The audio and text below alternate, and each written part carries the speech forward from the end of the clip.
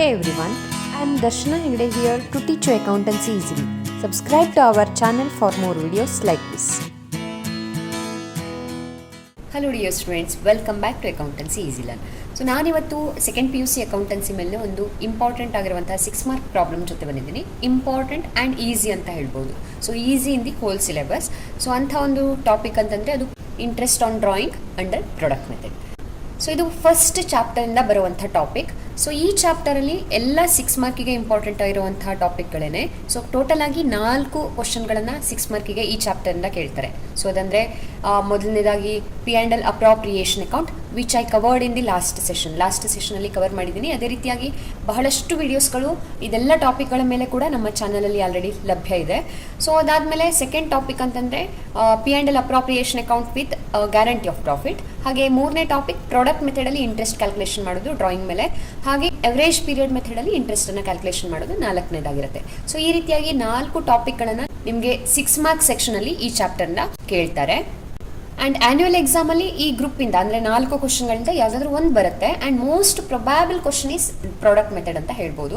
ಅಂದರೆ ಇದನ್ನೇ ಕೇಳ್ತಾರೆ 100% ಅಂತ ಹೇಳೋದಕ್ಕಾಗಲ್ಲ, ಬಿಕಾಸ್ 4 ಚಾಯ್ಸ್ ಇದೆ ಅಲ್ವಾ. ಸೊ ಅದರಲ್ಲಿ most probable question is product method ಅಂತ ನಾವು ಹೇಳ್ಬೋದು. ಆ್ಯಂಡ್ ಮಿಡ್ ಟರ್ಮಲ್ಲಿ ಕೂಡ ಈ ಚಾಪ್ಟರ್ ಮೇಲೆ 2 ಕ್ವಶನ್ಗಳು ಬರುತ್ತೆ. ಅದರಲ್ಲಿ ಒಂದು most probable question product method ಆಗಿರುತ್ತೆ ಅಂತ ಹೇಳ್ಬೋದು. ಆ್ಯಂಡ್ ಬಹಳಷ್ಟು ಕ್ವಶನ್ ಪೇಪರ್ಗಳಲ್ಲಿ ಇದು ರಿಪೀಟ್ ಆಗಿದೆ ಕೂಡ. ಆಲ್ರೆಡಿ ನಮ್ಮ ಚಾನಲಿಂದ ಸೆಕೆಂಡ್ PU ಅಕೌಂಟೆನ್ಸಿ ಮೇಲೆ ಬಹಳಷ್ಟು ವಿಡಿಯೋಸ್ಗಳು ಅವೈಲೇಬಲ್ ಇದೆ. ನಿಮಗೆ ಪ್ರಾಕ್ಟೀಸಿಗೆ ಅನುಕೂಲ ಆಗೋ ಹಾಗೆ ಬಹಳಷ್ಟು ವಿಡಿಯೋಸ್ಗಳು ಲಭ್ಯ ಇದೆ. ಸೊ ಇಲ್ಲಿ ಕೆಳಗಡೆ ಡಿಸ್ಕ್ರಿಪ್ಷನಲ್ಲಿ ಕೂಡ ಈ ಟಾಪಿಕ್ಕಿನ ವಿಡಿಯೋ ಇರುವಂಥ ಪ್ಲೇಲಿಸ್ಟನ್ನು ಕೊಟ್ಟಿರ್ತೀನಿ, ಈ ಚಾಪ್ಟರ್ ಪ್ಲೇಲಿಸ್ಟನ್ನು ಕೊಟ್ಟಿರ್ತೀನಿ. ಅದೇ ರೀತಿ ಇಲ್ಲಿ ಟೈಟಲ್ ಕೆಳಗೆ ಕಾಣ್ತಾ ಇರುವಂಥ ಚಾನಲ್ ನೇಮನ್ನು ಕ್ಲಿಕ್ ಮಾಡಿ ನೀವು ಚಾನಲನ್ನು ವಿಸಿಟ್ ಮಾಡಿದರೆ ಅಲ್ಲಿ ಕೂಡ ಪ್ಲೇಲಿಸ್ಟ್ ಸೆಕ್ಷನ್ ಅಂಡರಲ್ಲಿ ನಿಮಗೆ ಇದೆಲ್ಲ ವಿಡಿಯೋಗಳು ಚಾಪ್ಟರ್ ವೈಸ್ ಲಭ್ಯ ಇರುತ್ತೆ. ಅದನ್ನು ಪ್ರಾಕ್ಟೀಸ್ ಮಾಡೋದಕ್ಕೆ ಯೂಸ್ ಮಾಡ್ಕೊಳ್ಳಿ ಅಂತ ಹೇಳ್ತಾ ಇವತ್ತಿನ ಸೆಷನನ್ನು ಶುರು ಮಾಡೋಣ. ಇಂಟ್ರೆಸ್ಟ್ ಆನ್ ಡ್ರಾಯಿಂಗ್ ಕ್ಯಾಲ್ಕುಲೇಷನ್ ಮೇಲೆ ಒಂದಷ್ಟು ಲೆಕ್ಕಗಳು ಕ್ವಶನ್ ಬ್ಯಾಂಕಲ್ಲಿದೆ. ಇದು revised question bank. So revised question bank of last year, ಅದನ್ನೇ ಈ ವರ್ಷ ಕೂಡ ಕಂಟಿನ್ಯೂ ಮಾಡ್ತಾ ಇದ್ದಾರೆ. ಸೊ ಇಲ್ಲಿ ಕೊಟ್ಟಿರುವಂಥ ಕ್ವಶನ್ಗಳೇನಿದೆ ಇದರಲ್ಲಿ ಏನಿದೆ ಅದನ್ನೇ ಕೊಡೋದಿಲ್ಲ ಎಕ್ಸಾಮಲ್ಲಿ. ಯಾವಾಗಲೂ ಇದೇ ಥರದ ಕ್ವಶನ್ಗಳನ್ನ ಕೊಡ್ತಾರೆ. ಯಾವಾಗಲೂ ಅಷ್ಟೇ ಅಕೌಂಟೆನ್ಸಿಲಿ ಸೇಮ್ ಡಿಟ್ಟೋ ಕ್ವಶನ್ಗಳು ಎಲ್ಲೂ ಬರಲ್ಲ. ಸೊ ಜಸ್ಟ್ ಮಾಡಿಫಿಕೇಶನ್ ಮಾಡಿ ಈ ಕ್ವಶನ್ಗಳನ್ನ ಕೇಳಿರ್ತಾರೆ. ಸೊ ಮೊದಲಿಗೆ ಇಂಟ್ರೆಸ್ಟ್ ಆನ್ ಡ್ರಾಯಿಂಗ್ ಬಗ್ಗೆ ಹೇಳ್ಬಿಡ್ತೀನಿ ಒಂದು ಸ್ವಲ್ಪ. ಡ್ರಾಯಿಂಗ್ ಅಂದರೆ ಪರ್ಸನಲ್ ಯೂಸ್ಗೆ ಓನರ್ ಬಿಸ್ನೆಸ್ಸಿನ ಅಮೌಂಟನ್ನು ವಿತ್ಡ್ರಾ ಮಾಡಿಕೊಂಡ್ರೆ ಅದಕ್ಕೆ ಡ್ರಾಯಿಂಗ್ ಅಂತ ಹೇಳ್ತೀವಿ ಅಲ್ವಾ. ಪಾರ್ಟ್ನರ್ಶಿಪ್ಪಲ್ಲಿ ಬಹಳಷ್ಟು ಪಾರ್ಟ್ನರ್ಸ್ ಇರೋದ್ರಿಂದ ಬಹಳಷ್ಟು ಡ್ರಾಯಿಂಗ್ಸ್ಗಳಾಗ್ತಾ ಇರುತ್ತೆ. ಸೊ ಅದನ್ನು ಕಂಟ್ರೋಲ್ ಮಾಡೋದಕ್ಕೋಸ್ಕರ ಏನು ಮಾಡ್ತಾರೆ, ಇಂಟ್ರೆಸ್ಟನ್ನು ಫರ್ಮ್ ಪಾರ್ಟ್ನರ್ಸಿಗೆ ಚಾರ್ಜ್ ಮಾಡುತ್ತೆ. ನೋಡಿ, ಡ್ರಾಯಿಂಗ್ಸ್ ಅಂದರೆ ಪಾರ್ಟ್ನರ್ಸ್ ತೊಗೊಂಡು ಹೋಗಿರೋವಂಥದ್ದು ಬಿಸ್ನೆಸ್ಸಿಂದ. ಸೊ ಅದ್ರ ಮೇಲೆ ಇಂಟ್ರೆಸ್ಟನ್ನು ಫರ್ಮ್ ಚಾರ್ಜ್ ಮಾಡುತ್ತೆ. ಫರ್ಮಿಗೆ ಅದು ಇನ್ಕಮ್ ಅಂದರೆ ಪಾರ್ಟ್ನರಿಂದ ರಿಸೀವ್ ಆಗಬೇಕಾಗಿರುವಂಥ ಇನ್ಕಮ್ ಆಗಿರುತ್ತೆ. ಅಂದರೆ it is just like loan given to partner. So loan ತಗೊಂಡು ಇಂಟ್ರೆಸ್ಟ್ ಅನ್ನ ಕೊಡ್ಬೇಕಲ್ವಾ, ಹಾಗೇನೆ ಪಾರ್ಟ್ನರ್ ಇಂಟ್ರೆಸ್ಟ್ ಆನ್ ಡ್ರಾಯಿಂಗ್ ಅನ್ನ ಫರ್ಮಿಗೆ ಕೊಡ್ತಾನೆ ಅಷ್ಟೇನೆ. ಸೊ ಈ ಒಂದು ಇಂಟ್ರೆಸ್ಟ್ ಆನ್ ಡ್ರಾಯಿಂಗ್ ಏನಿದೆ ಇದು 3 ಮೆಥಡ್ ಅಲ್ಲಿ ನಾವು ಕ್ಯಾಲ್ಕುಲೇಷನ್ ಮಾಡ್ಬೋದು.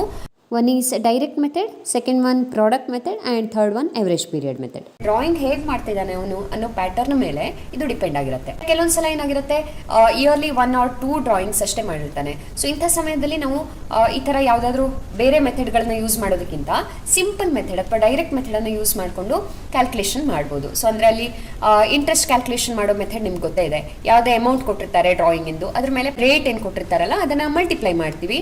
ಆ್ಯಂಡ್ 1 ಇಯರಿಗೆ 10% ಅಂತ ಕೊಟ್ಟಿದ್ರೆ ಪೂರ್ತಿ 1 ವರ್ಷಕ್ಕೆ ನಾವು ಕೊಡಬೇಕಾಗಿರಲ್ಲ ಇಂಟ್ರೆಸ್ಟ್ಗಳನ್ನ. ಯಾಕಂದ್ರೆ drawing date usually middle of the year ಇರುತ್ತೆ. ಹಾಗಾಗಿ 1 ಫುಲ್ ಇಯರ್ಗೆ ಅವರು ಇಂಟ್ರೆಸ್ಟ್ ಅನ್ನು ಪೇಮೆಂಟ್ ಮಾಡಬೇಕಾಗಿರಲ್ಲ. ಸೊ ಹಾಗಾಗಿ ನಾವೇನ್ ಮಾಡ್ತೀವಿ, ಎಷ್ಟು ಮಂತಿಗೆ ಇಂಟ್ರೆಸ್ಟ್ ಚಾರ್ಜೇಬಲ್ ಇದೆಯೋ ಅಷ್ಟಕ್ಕೆ ಮಾತ್ರ ಇಂಟ್ರೆಸ್ಟ್ ಎಷ್ಟು ಅನ್ನೋದನ್ನ ಫೈಂಡ್ ಔಟ್ ಮಾಡ್ತೀವಿ. ಸೊ ಫಾರ್ ಎಕ್ಸಾಂಪಲ್ 1/8/2023 ಅನ್ನುವಂಥ ಡೇಟಿಗೆ ಅವನು ವಿತ್ಡ್ರಾ ಮಾಡ್ಕೊಂಡಿದ್ದಾನೆ ಅಂತ ತಿಳ್ಕೊಳ್ಳೋಣ 5,000.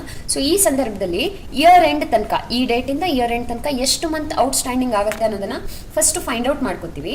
ಆ್ಯಂಡ್ ಆ ಮಂತಿಗಷ್ಟೇ ನಾವು ಕ್ಯಾಲ್ಕುಲೇಷನ್ ಮಾಡ್ತಾ ಹೋಗ್ತೀವಿ. ಅಂದರೆ ಇದು ಹೇಗಿರುತ್ತಪ್ಪ ಅಂದರೆ ಅಮೌಂಟ್ ಅಂದರೆ drawing amount into rate of interest into outstanding month divided by 12. So 1 ಇಯರಿಗೆ ಇರೋದನ್ನ ಮಂತಿಗೆ ಕನ್ವರ್ಟ್ ಮಾಡುವಾಗ ಕೆಳಗಡೆ ಡಿವೈಡೆಡ್ ಬೈ 12 ಅಂತ ಬರುತ್ತೆ ಅಲ್ವಾ. ಆ ರೀತಿಯಾಗಿ ನಾವು ಸಿಂಪಲ್ ಮೆಥಡ್ ಅಥವಾ ಡೈರೆಕ್ಟ್ ಮೆಥಡ್ ಅಲ್ಲಿ ಈ ಇಂಟ್ರೆಸ್ಟ್ಗಳನ್ನ ಕ್ಯಾಲ್ಕುಲೇಷನ್ ಮಾಡ್ತೀವಿ.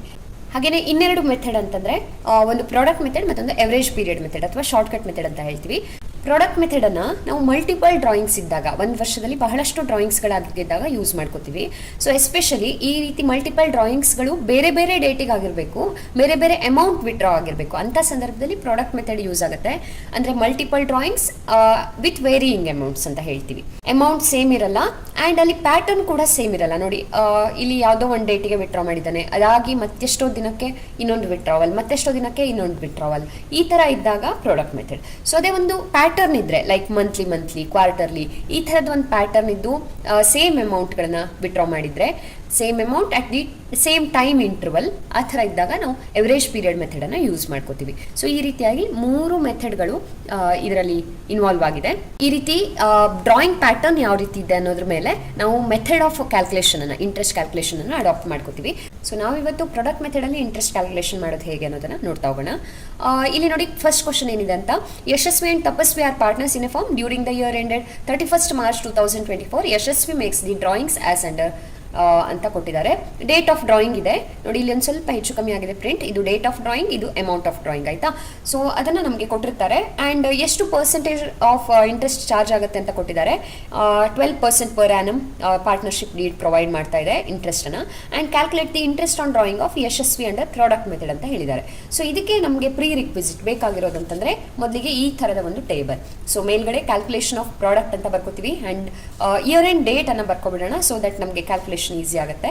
ಆ್ಯಂಡ್ ಈ ಥರದ ಒಂದು ಟೇಬಲ್ ಅನ್ನು ಹಾಕ್ಕೊಳ್ತೀವಿ. Date of drawing, amount of drawing, outstanding month, ಅಂದರೆ from the date of drawing to the end of the year, ಅಂದರೆ ಎಷ್ಟು ಮಂತಿಗೆ ನಾವು ಇಂಟ್ರೆಸ್ಟನ್ನು ಚಾರ್ಜ್ ಮಾಡಬೇಕಾಗಿದೆ, ಅದಕ್ಕೆ ಔಟ್ಸ್ಟ್ಯಾಂಡಿಂಗ್ ಮಂತ್ ಅಂತ ಹೇಳ್ತೀವಿ.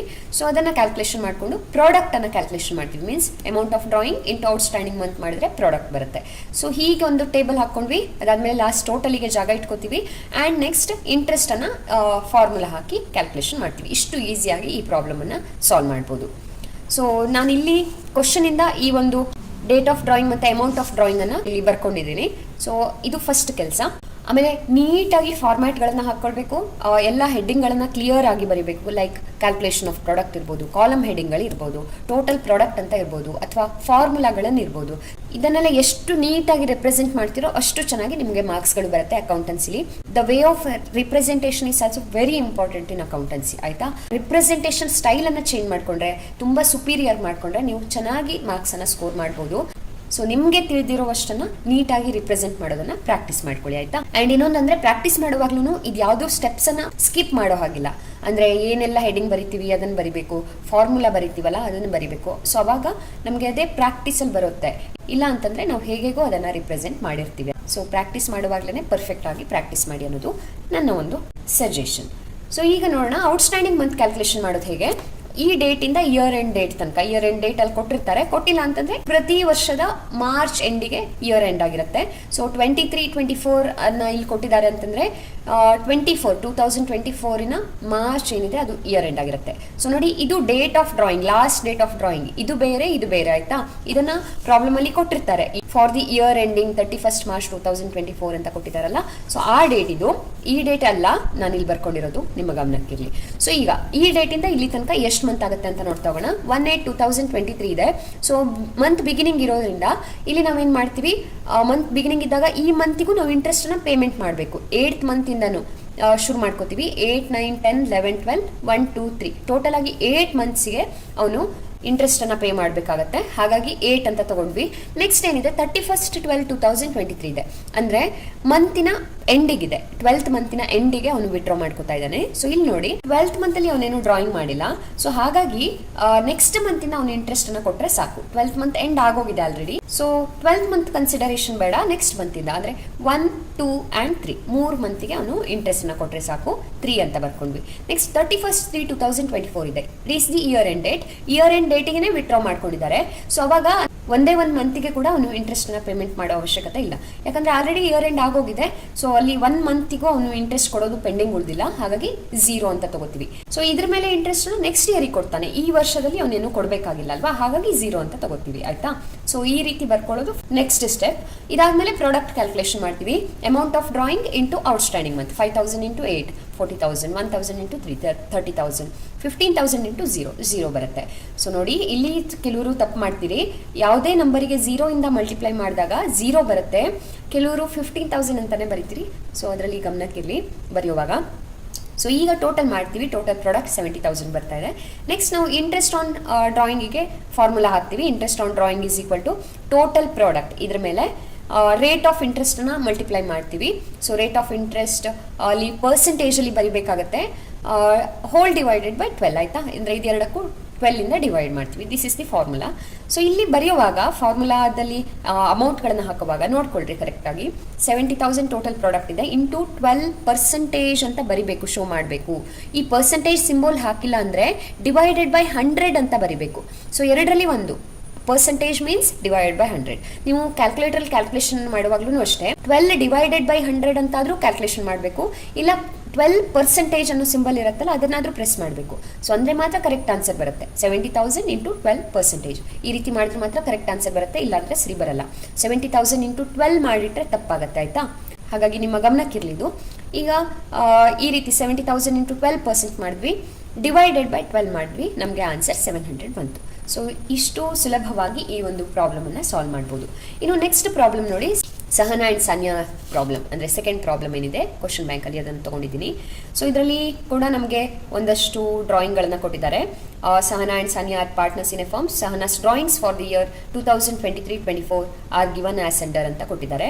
ಸೊ ಇಲ್ಲಿ ಕೊಟ್ಟಿರೋದು ಸಹನಾ ಡ್ರಾಯಿಂಗ್ ಅಲ್ವಾ, ಹಾಗಾಗಿ ನಾವಿಲ್ಲಿ ಇಂಟ್ರೆಸ್ಟ್ ಕ್ಯಾಲ್ಕುಲೇಷನನ್ನು ಬರೆಯುವಾಗ, ಫಾರ್ಮುಲಾ ಬರೆಯುವಾಗ ಇಂಟ್ರೆಸ್ಟ್ ಆನ್ ಸಹನಾಸ್ ಡ್ರಾಯಿಂಗ್ ಅಂತಲೇ ಬರ್ಕೋಬೇಕಾಯ್ತಾ. ಆ್ಯಂಡ್ ನೆಕ್ಸ್ಟ್ 4 ಡ್ರಾಯಿಂಗ್ಗಳನ್ನು ಕೊಟ್ಟಿದ್ದಾರೆ, ಇಲ್ಲಿ 3 ಇದೆ, ಇಲ್ಲೊಂದಿದೆ ನೋಡಿ. Calculate interest on Sahana's drawing at 8% per annum ಅಂತ ಹೇಳಿದ್ದಾರೆ. ಡೇಟ್ ಆಫ್ ಡ್ರಾಯಿಂಗನ್ನು, ಅಮೌಂಟ್ ಆಫ್ ಡ್ರಾಯಿಂಗನ್ನು ಇಲ್ಲೇನು ಕೊಟ್ಟಿದ್ರಲ್ಲ ಅದನ್ನೇ ಬರ್ಕೊಂಡಿದ್ದೀನಿ. ಸೊ ಈ ರೀತಿ ಟೇಬಲ್ ಹಾಕ್ಕೊಂಡು ಡೇಟ್ ಮತ್ತು ಅಮೌಂಟನ್ನು ಬರ್ಕೊಂಡು ನೆಕ್ಸ್ಟ್ ಔಟ್ಸ್ಟ್ಯಾಂಡಿಂಗ್ ಮಂತ್ ಕ್ಯಾಲ್ಕುಲೇಷನ್ ಮಾಡ್ತಾ ಹೋಗ್ತೀವಿ. 1/6 ಇದೆ ನೋಡಿ, ಫಸ್ಟ್ ಡೇಟ್ ಇದೆ, ಸೊ 6th ಮಂತ್ ಕನ್ಸಿಡರೇಷನ್ ಆಗಬೇಕು. 6, 7, 8, 9, 10, 11, 12, 1, 2 ಆ್ಯಂಡ್ 3 10 ಮಂತ್ಸ್. ನೆಕ್ಸ್ಟ್ 30th 9 ಇದೆ. ಇಯರ್ ಎಂಡ್ ಡೇಟ್ ಬೇಕಿದ್ರೆ ನೀವು ಇಲ್ಲಿ ಬರ್ಕೊಳ್ಳಿ, ಅಂದರೆ ಈಸಿ ಆಗುತ್ತೆ. ಸೊ ನಮ್ಗೆ ಇಲ್ಲಿ ಕೊಟ್ಟಿದ್ದಾರೆ ನೋಡಿ ಲಾಸ್ಟಿಗೆ, ಫಾರ್ ದಿ ಇಯರ್ ಎಂಡಿಂಗ್ 31/3/2024 ಅಂತ ಹೇಳಿದ್ದಾರೆ. ಸೊ ಹಾಗೆ ಕೊಟ್ಟಿದ್ರೆ ಡೇಟ್ ಬರ್ಕೊಳ್ಳಿ, ಕೊಟ್ಟಿಲ್ಲ ಅಂತಂದರೆ ನೀವೇ ಯಾವ್ದಾಗುತ್ತೆ ಅಂತ ಹೇಳಿ ನೋಡಿಕೊಂಡು ಬರ್ಕೋಬೇಕಾಗುತ್ತೆ ಆಯಿತಾ. ಸೊ ಈ ಡೇಟನ್ನು ಇಲ್ಲಿ ಬರೆಯೋದಲ್ಲ, ಇನ್ನೊಂದ್ಸಲ ರಿಪೀಟ್ ಮಾಡ್ತಾ ಇದ್ದೀನಿ. And next second date of ಡ್ರಾಯಿಂಗಿಗೆ 30th 9 ಆಗಿದೆ, ಅಂದರೆ 30 ಇರೋದ್ರಿಂದ ಇಲ್ಲಿ ಮಂತ್ ಎಂಡ್ ಇರೋದ್ರಿಂದ 9th ಮಂತ್ ಕನ್ಸಿಡರೇಷನ್ ಆಗಲ್ಲ, ನೆಕ್ಸ್ಟ್ ಮಂತಿಂದ 10, 11, 12, 1, 2 and 3 it is 6 month. 30th 11 ಇದೆ, 11 ಬಿಟ್ಟು ನೆಕ್ಸ್ಟಿಂದ 12, 1, 2 ಆ್ಯಂಡ್ 3 4 ಮಂತ್. 1 ಇದೆ, ಸೊ 1 ಇರೋದ್ರಿಂದ ಫಸ್ಟ್ ಮಂತನ್ನು ನಾವು ಕನ್ಸಿಡರ್ ಮಾಡ್ತೀವಿ. 1, 2 and 3, so 3 months. So total ಆಗಿ ಪ್ರಾಡಕ್ಟನ್ನು ಕ್ಯಾಲ್ಕುಲೇಷನ್ ಮಾಡ್ತೀವಿ, ಇದಕ್ಕೆ ಮಲ್ಟಿಪ್ಲೈ ಮಾಡಿ ಟೋಟಲ್ ಪ್ರಾಡಕ್ಟ್ ನಮಗೆ 93,000 ಬಂತು. ಸೊ ಇದನ್ನು ಫಾರ್ಮುಲಾದಲ್ಲಿ ಹಾಕ್ತೀವಿ. Interest on Sahana's drawing is equal to total product into rate of interest whole divided by 12. So 93,000 into 8%, ನೋಡಿ ಇಲ್ಲಿ ಪರ್ಸೆಂಟೇಜ್ ಸಿಂಬಲ್ ತೋರಿಸಲೇಬೇಕು, divide by 12, that comes to 620. So very easy, right? Next ಪ್ರಾಬ್ಲಮ್ಗೆ ಹೋಗೋಣ. ನೆಕ್ಸ್ಟ್ ಪ್ರಾಬ್ಲಮಲ್ಲಿ ನೋಡಿ, third problem, Murthy and Patil are partners sharing profits and losses in the ratio 3:2 and Murthy withdraws ₹4,000 quarterly at the beginning of each quarter and at the end of each quarter ಅಂತ ಕೊಟ್ಟಿದ್ದಾರೆ. ನಾನು ಇಲ್ಲಿ ಇದನ್ನು ಗೀಟ್ ಹಾಕಿದ್ದೀನಿ, ಇಲ್ಲಿ ಅದು ಯಾಕೆ ಅಂತ ನೆಕ್ಸ್ಟ್ ಹೇಳ್ತೀನಿ. Calculate the interest on drawing at 9% per annum for the year ending 31/3/2024 ಅಂತ ಹೇಳಿದ್ದಾರೆ. ಅದನ್ನು ಬರ್ಕೊಂಡೆ ಇಲ್ಲಿ. ಅಂಡರ್ ಪ್ರಾಡಕ್ಟ್ ಮೆಥಡ್ ಅಂತ ಹೇಳಿದ್ದಾರೆ. ಆ್ಯಕ್ಚುಲಿ ಈ ಥರ ಇದ್ದರೆ, ಅಂದರೆ ಸೇಮ್ ಟೈಮ್ ಇಂಟರ್ವಲ್ಲಿಗೆ, ಒಂದು ಫಿಕ್ಸ್ಡ್ ಟೈಮ್ ಇಂಟರ್ವಲ್ಲಿಗೆ ಫಿಕ್ಸ್ಡ್ ಅಮೌಂಟನ್ನು ಅವನು ವಿತ್ಡ್ರಾ ಮಾಡಿದರೆ, ಇಲ್ಲಿ ನೋಡಿ ಕ್ವಾರ್ಟರ್ಲಿ 4,000 ಅನ್ನು ವಿತ್ಡ್ರಾ ಮಾಡ್ತಾ ಇದ್ದಾನೆ ಅಲ್ವಾ. ಸೊ ಈ ಥರದ ಪ್ಯಾಟರ್ನ್ ಇದ್ದಾಗ ಅಲ್ಲಿ ಸೂಟ್ ಆಗುವಂಥ ಮೆಥಡ್ ಅಂದರೆ average period method, product method ಅಲ್ಲ. ಬಟ್ ಸ್ಟಿಲ್ ಅವರಿಗೆ ಮಿಸ್ ಪ್ರಿಂಟ್ ಆಗಿ ಪ್ರಾಡಕ್ಟ್ ಮೆಥಡ್ ಅಂತ ಕೊಟ್ಟಿದ್ದಾರೆ. ಸೊ ಯೂಶ್ವಲಿ ಈ ಥರದನ್ನು ಪ್ರಾಡಕ್ಟ್ ಮೆಥಡಿಗೆ ಕೇಳಿದ್ರು ಅದನ್ನು ಈ ರೀತಿ ಎರಡೆರಡಾಗಿ ಕೇಳಲ್ಲ, ಯಾವುದಾದ್ರೂ ಒಂದು ಕೇಸ್ ಮಾತ್ರ ಕೇಳ್ತಾರೆ. ಅದಕ್ಕೋಸ್ಕರನೇ ನಾನು ಇಲ್ಲಿ ಇನ್ನೊಂದು ಕೇಸನ್ನು ಗೀಟ್ ಹಾಕ್ಕೊಂಡಿದ್ದೀನಿ. ಮೋಸ್ಟ್ಲಿ ಅವರಿಗೇನೋ ಮಿಸ್ ಪ್ರಿಂಟ್ ಆಗಿರಬೇಕು ಕ್ವಶನ್ ಬ್ಯಾಂಕಲ್ಲಿ. ಬಟ್ ಸ್ಟಿಲ್ ನಾವು ಇದನ್ನು ಟ್ರೈ ಮಾಡೋಣ ಹೇಗೆ ಮಾಡೋದು ಅಂಥೇಳಿ. ಈ ಥರನೂ ಕೊಡ್ಬೋದು ಪ್ರಾಡಕ್ಟ್ ಮೆಥಡಲ್ಲಿ. ಹಾಗಾಗಿ ಇದೊಂದು ಯಾವ ರೀತಿ ಮಾಡೋದು ಅಂತ ನಾನು ಹೇಳ್ಕೊಡ್ತೀನಿ. ಸೊ ಇಲ್ಲಿ 4,000 ಕ್ವಾರ್ಟರ್ಲಿ ವಿತ್ಡ್ರಾ ಮಾಡಿದ್ದಾರೆ. ಕ್ವಾರ್ಟರ್ಲಿ ಮೀನ್ಸ್ ಏನು ಅನ್ನೋದನ್ನು ನೀವು ಫಸ್ಟ್ ಅರ್ಥ ಮಾಡ್ಕೊಳ್ಳಿ. ಕ್ವಾರ್ಟರ್ಲಿ ಅಂದರೆ ಕಾಲು ಭಾಗ ಅಂತ ಅರ್ಥ. ಸೊ ಒಂದು ವರ್ಷನ ಕಾಲು ಭಾಗ ಆಗಿ ಡಿವೈಡ್ ಮಾಡಿದ್ರೆ 3 ಮಂತ್ಸಿನ 4 ಪಾರ್ಟ್ಗಳು ಬರುತ್ತಲ್ವಾ. 4 ಭಾಗ ಆಗಿ ಡಿವೈಡ್ ಮಾಡಿದಾಗ 3 ಮಂತ್ಸಿನ 4 ಪಾರ್ಟ್ಗಳು, ಅಂದರೆ 4th ಮಂತಿಂದ ಶುರುವಾಗುತ್ತಲ್ವಾ. 4, 5, 6 ಒಂದು ಕ್ವಾರ್ಟರ್, 7, 8, 9 ಒಂದು ಕ್ವಾರ್ಟರ್, 10, 11, 12th ಮಂತ್ ಒಂದು ಕ್ವಾರ್ಟರ್, 1, 2, 3 ಈ ಮಂತ್ಗಳು ಒಂದು ಕ್ವಾರ್ಟರ್. ಈ ರೀತಿ 4 ಕ್ವಾರ್ಟರ್ಗಳು 1 ಇಯರಲ್ಲಿ ಇರುತ್ತೆ. ಸೊ ಅದರ ಬಿಗಿನಿಂಗಿಗೆ, ಪ್ರತಿ ಕ್ವಾರ್ಟರ್ನ ಬಿಗಿನಿಂಗಿಗೆ ಅವನು ಒಂದಷ್ಟು ಸೇಮ್ ಅಮೌಂಟನ್ನು 4000 ಅಮೌಂಟನ್ನು ವಿತ್ಡ್ರಾ ಮಾಡ್ಕೋತಾ ಇದ್ದಾನೆ ಅಂತ ಕೊಟ್ಟಿದ್ದಾರೆ. ಸೊ ನಾವೀಗ ಪ್ರಾಡಕ್ಟ್ ಮೆಥಡಲ್ಲಿ ಇದನ್ನು ಕ್ಯಾಲ್ಕುಲೇಷನ್ ಮಾಡೋದಿದ್ರೆ ಮೊದಲನೇದಾಗಿ ಡೇಟ್ ಆಫ್ ಡ್ರಾಯಿಂಗನ್ನು ಬರ್ಕೊಳ್ಬೇಕಾಗತ್ತೆ. ಸೊ ಡೇಟ್ ಆಫ್ ಡ್ರಾಯಿಂಗನ್ನು ಇಲ್ಲೇನು ಹೇಳಿದ್ದಾರೆ, at the beginning of each quarter ಕೊಟ್ಟಿದ್ದಾರಲ್ಲ. So beginning of each quarter ಕೊಟ್ಟಾಗ ಪ್ರತಿ ಕ್ವಾರ್ಟರ್ನ ಬಿಗಿನಿಂಗ್ ಮಂತ್ ಯಾವುದು ಅಂತ ನೋಡ್ಕೊಳ್ಳಿ. ಈ ರೀತಿ ಬರ್ಕೊಳ್ಳಿ ಅಂದರೆ ಈಸಿ ಆಗುತ್ತೆ. ಸೊ 4th ಮಂತ್ ಬಿಗಿನಿಂಗ್ ಆಗುತ್ತಲ್ವಾ, 4th ಮಂತಿನ ಬಿಗಿನಿಂಗ್ ಅಂದರೆ first date 1/4/2023 first date of drawing. Next 7th month 1/7/2023. Next 10th month 1/10/2023. Next first month 1/1/2024. ಈ ರೀತಿಯಾಗಿ 4 ಡೇಟಿಗೆ ಡ್ರಾಯಿಂಗ್ ಆಗಿದೆ. 4000 ಡ್ರಾ ಮಾಡ್ಕೊಂಡಿದ್ದಾನೆ, ಅಂದರೆ 4000 ಕ್ವಾರ್ಟರ್ಲಿ ಅಂತ ಕೊಟ್ಟಿದ್ದಾರೆ. ಸೊ ಎಲ್ಲ ಕ್ವಾರ್ಟರಲ್ಲೂ 4000 ಅನ್ನು ಅವನು ವಿತ್ಡ್ರಾ ಮಾಡ್ಕೊಂಡಿದ್ದಾನೆ. ಈ ರೀತಿ ಬರ್ಕೊಂಡ್ವಿ. ಇದಾದ್ಮೇಲೆ ಇದಕ್ಕೆ ಔಟ್ಸ್ಟ್ಯಾಂಡಿಂಗ್ ಮಂತ್ ಕ್ಯಾಲ್ಕುಲೇಷನ್ ಮಾಡ್ತೀವಿ. ಸೇಮ್ ನಾವು ಇಷ್ಟೋ ತನಕ ಮಾಡಿದ್ವಲ್ಲ ಅದೇ ರೀತಿ. ಸೊ ಈ ಡೇಟಿಂದ ಇಯರ್ ಎಂಡ್ ತನಕ, ಅಂದರೆ ಇಲ್ಲಿ ಬರ್ಕೊಂಡಿದ್ದೀನಿ ನೋಡಿ ಇಯರ್ ಎಂಡ್ ಡೇಟನ್ನು ಅಲ್ಲಿ ತನಕ. So 12 months, 9 months, 6 month, 3 month. ನೋಡಿ ಇಲ್ಲೊಂದು ಪ್ಯಾಟರ್ನ್ ಇದೆ, 3 ಮಂತ್ಸ್ ಗ್ಯಾಪ್ ಇದೆ ಅಲ್ವಾ. ಇದಕ್ಕೆ ಹೇಳೋದು ನಾವು ಒಂದು ಪ್ಯಾಟರ್ನ್ ಇದೆ ಅಂತ, ಅಥವಾ ಟೈಮ್ ಇಂಟರ್ವಲ್ ಅಂತ. ಸೊ ಈ ರೀತಿ ಇದ್ದಾಗ ಎವರೇಜ್ ಪೀರಿಯಡ್ ಮೆಥಡ್ ಇನ್ನೂ ಸೂಟೇಬಲ್ ಆಗುತ್ತೆ. ಅದನ್ನು ನಾವು ನೆಕ್ಸ್ಟ್ ವಿಡಿಯೋದಲ್ಲಿ ಹೇಗೆ ಮಾಡೋದು ಅಂತ ನೋಡೋಣ. ಸೊ ಈಗ ಈ ಬೇಸ್ ಮೇಲೆ ಔಟ್ಸ್ಟ್ಯಾಂಡಿಂಗ್ ಮಂತ್ ಕ್ಯಾಲ್ಕುಲೇಷನ್ ಆದಮೇಲೆ ಪ್ರಾಡಕ್ಟನ್ನು ಕ್ಯಾಲ್ಕುಲೇಷನ್ ಮಾಡ್ಕೊಂಡ್ವಿ. ಅಮೌಂಟ್ ಇಂಟು ಔಟ್ಸ್ಟ್ಯಾಂಡಿಂಗ್ ಮಂತ್ 48,000, 36,000, 24, 12,000 ಈ ರೀತಿಯಾಗಿ ಬರ್ತಾ ಇದೆ. ಟೋಟಲ್ ಪ್ರಾಡಕ್ಟ್ ಮಾಡಿದ್ವಿ 1,20,000 ಬಂತು. ಆ್ಯಂಡ್ 9% ರೇಟ್ ಆಫ್ ಇಂಟ್ರೆಸ್ಟ್ ಕೊಟ್ಟಿದ್ದಾರಲ್ವಾ ಇಲ್ಲಿ. ಸೊ 9%ಗೆ ಎಷ್ಟಾಗುತ್ತೆ ಅಂತ ಕ್ಯಾಲ್ಕುಲೇಷನ್ ಮಾಡ್ತೀವಿ. ಇಂಟ್ರೆಸ್ಟ್ ಆನ್ ಡ್ರಾಯಿಂಗಿಗೆ ಫಾರ್ಮುಲಾ ಹಾಕಿದ್ವಿ. Interest on Murthy's drawing is equal to total product into rate of interest whole divide by 12. So 1,20,000 into 9%. ಪರ್ಸೆಂಟೇಜನ್ನು ಕರೆಕ್ಟಾಗಿ ಮೆನ್ಷನ್ ಮಾಡಬೇಕು. Whole divide by 12. So it comes to 900 rupees. ಇಷ್ಟು ಈಸಿಯಾಗಿ ಇದನ್ನು ಸಾಲ್ವ್ ಮಾಡ್ಬೋದು. ಸೊ ಇದನ್ನೇ ನೆಕ್ಸ್ಟ್ ಸೆಷನಲ್ಲಿ ನಾನು ಎವರೇಜ್ ಪೀರಿಯಡ್ ಮೆಥಡಲ್ಲಿ ಮಾಡೋದಿದ್ರೆ ಹೇಗೆ ಮಾಡಬೇಕು ಅನ್ನೋದನ್ನು ಹೇಳ್ಕೊಡ್ತೀನಿ ನಿಮಗೆ. ಅವಾಗಲೂ ಇದೇ ಆನ್ಸರ್ ಬರುತ್ತೆ ಅಂತ ನೋಡೋಣ. That's all for today. ಇವತ್ತಿನ ಟಾಪಿಕಲ್ಲಿ ನಿಮಗೆ ಇನ್ನೇನಾದರೂ ಡೌಟ್ ಇದ್ದರೆ ನೀವು ನಿಮ್ಮ ಕಮೆಂಟ್ ಮೂಲಕ ಅದನ್ನು ನಮಗೆ ತಿಳಿಸ್ಬೋದು. ನಾನು ಅದನ್ನು ಕ್ಲಿಯರ್ ಮಾಡುವಂಥ ಪ್ರಯತ್ನ ಮಾಡ್ತೀನಿ. ಹಾಗೆ ಇನ್ಯಾವುದಾದ್ರೂ ಟಾಪಿಕ್ ಮೇಲೆ ವಿಡಿಯೋಸ್ಗಳು ಬೇಕಿದ್ರೆ ಕೂಡ ಕಮೆಂಟ್ ಮಾಡಿ ತಿಳಿಸಿ. ಅಕೌಂಟೆನ್ಸಿನ ತುಂಬ ಈಸಿಯಾಗಿ ಕಲಿಯೋದಕ್ಕೆ, ಪ್ರಾಕ್ಟೀಸ್ ಮಾಡೋದಕ್ಕೆ ಈ ವಿಡಿಯೋ ನಿಮಗೆ ಹೆಲ್ಪ್ ಮಾಡಿದರೆ ವಿಡಿಯೋಗೊಂದು ಲೈಕ್ ಕೊಡಿ. ಹಾಗೆ ನಿಮ್ಮ ಫ್ರೆಂಡ್ಸ್ಗೆ ಕೂಡ ಶೇರ್ ಮಾಡ್ತೀರಲ್ಲ. ಮೋಸ್ಟ್ ಇಂಪಾರ್ಟೆಂಟ್ಲಿ ಇದೇ ಥರದ ಇನ್ನಷ್ಟು ಈಸಿ ಆಗಿರುವಂಥ ವಿಡಿಯೋಗೋಸ್ಕರ ನಮ್ಮ ಚಾನಲ್ ಅಕೌಂಟೆನ್ಸಿ ಈಸಿ ಲರ್ನನ್ನು ಸಬ್ಸ್ಕ್ರೈಬ್ ಮಾಡ್ಕೊಳ್ಳಿ. ಈ ಟಾಪಿಕ್ನ ಪ್ಲೇಲಿಸ್ಟ್ ಲಿಂಕ್ ಹಾಗೆ ಈ ಸೀರೀಸ್ನ ಲಾಸ್ಟ್ ಪಾರ್ಟ್ ಮತ್ತು ನೆಕ್ಸ್ಟ್ ಪಾರ್ಟ್ ಸ್ಕ್ರೀನ್ ಮೇಲೆ ಡಿಸ್ಪ್ಲೇ ಆಗ್ತಿದೆ, ನೋಡೋದಕ್ಕೆ ಮರಿಬೇಡಿ. I will be back with next part very soon. Until then, enjoy the learning.